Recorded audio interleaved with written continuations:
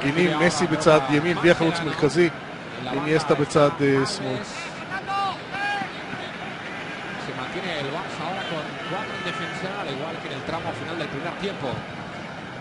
Hay quien sostiene que con 4 defensas el Barça está שימו לב לשלט הענק הזה שעכשיו מופיע שם ביציע במקאמפ נו, וולקאם גלעד שליט, ברוך הבא גלעד שליט. תשמע, אני שמעתי שגלעד שליט ביום השני שלו מאז שהוא חזר ישב וראה את המשחקים של ליגת האלופות, אז אם הוא יושב עכשיו ורואה את המשחק הזה של ברצלונה, אז מכאן אנחנו אומרים לו תהנה. ברוך הבא, ברוך הבא, ובן תהנה, למה לא? זה יפה, אני אפילו לא יודע אם השאל זה של ישראלים, כי גלעד שליט היה בסופו של דבר עניין בינלאומי. בכל העולם התפללו לשחרורו, בכל העולם שמחו אותנו.